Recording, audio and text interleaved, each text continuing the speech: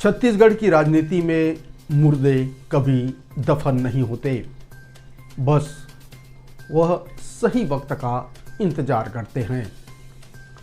2017 का वो सेक्स श्रीकांड जिसमें 15 साल छत्तीसगढ़ की कुर्सी पर काबिज रमन सिंह की सत्ता हिला दी थी और भूपेश बघेल को एक जननायक बना दिया था, वो जिन्न एक बार फिर बोतल से बाहर निकल आया है।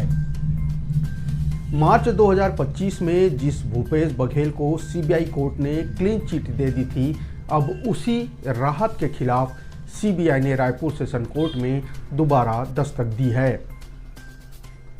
लेकिन कांग्रेस भी अब चुप बैठने वालों में से नहीं है। अब यह जंग छत्तीसगढ़ हाई कोर्ट की दहलीज तक पहुंच चुकी है। रायपुर सेशन कोर्ट ने 24 जनवरी को सीबीआई की लोअर कोर्ट के फैसले को निरस्त कर रिव्यू पिटीशन मंजूर कर लिया है। केस की पहली सुनवाई 23 फरवरी 2026 को होगी। रायपुर सेशन कोर्ट ने भूपेश बघेल को नियमित कोर्ट में पेश होने का निर्देश दिया है। वहीं सेशन कोर्ट के फैसले के बाद भूपेश बघेल ने यह कहा है कि यह राजनीतिक प्रतिशोध है। अदालत में सच्चाई सबके सामने आएगी, हम लड़ेंगे और जीतेंगे भी। दरअसल कहानी शुरू हुई थी अक्टूबर 2017 में। एक कथित अश्लील सीडी, एक भाजपा नेता की शिकायत और दिल्ली से पत्रकार विनोद वर्मा की गिरफ्तारी। पुलिस का दावा है कि सीडी ब्लैकमेलिंग के लिए बनाई गई थी। तब के प्रदेश अध्यक्ष भूपेश बघेल जेल गए, जमानत लेने से मना कर दिया और उनके कार्यकर्ताओं ने मैं भी भूपेश बघेल हूँ का नारा लगाना शुरू कर दिया। इसी कांड ने 15 साल की भाजपा सरकार के खिलाफ वो माहौल बनाया कि 2018 में कांग्रेस ने 68 सीटों के साथ ऐतिहासिक एक तरफा जीत दर्ज की थी।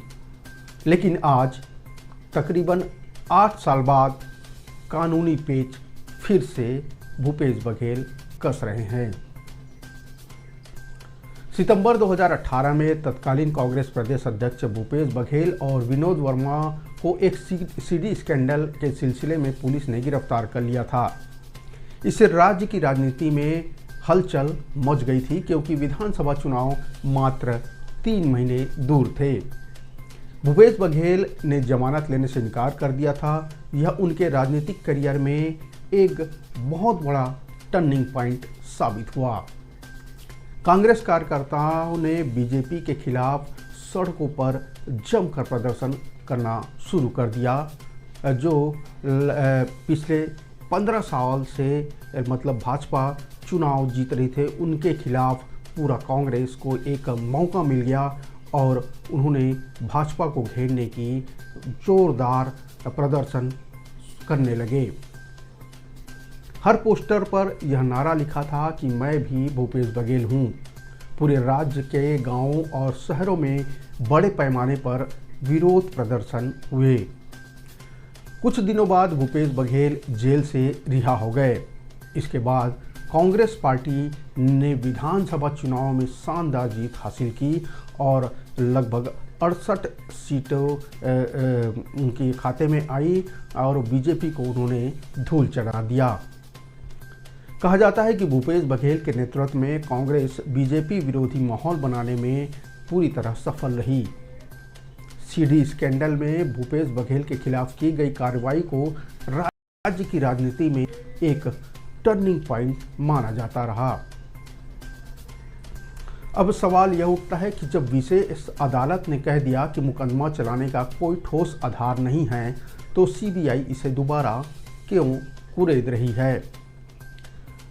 कांग्रेस इसे न्यायिक दुरुपयोग बता रही है, जबकि सीबीआई का कहना है कि जांच के कुछ बिंदु अभी भी अधूरे पड़े हुए हैं। इस केस में सिर्फ राजनीति नहीं बल्कि कई दर्दनाक मोड़ भी आए। आरोपी रिंकू खरूजा की खुदकुशी ने इस मामले को और भी रहस्यमयी बना दिया था। अब जबकि विनोद वर्मा और कैलाश मुरारका के डिस्चार्ज याचिका खारिज हो चुकी है, भूपेश बघेल के लिए हाई कोर्ट का रास्ता ही आखिरी उम्मीद है। क्या 2026 की दहलीज पर खड़ा छत्तीसगढ़ फिर से उसी पुरानी सीढ़ी के शोर में डूब जाएगा?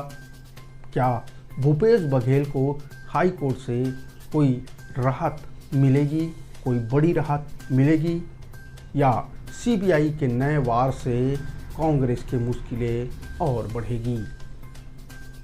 न्याय और राजनीति के इस खेल पर हमारी नज़र बनी रहेगी।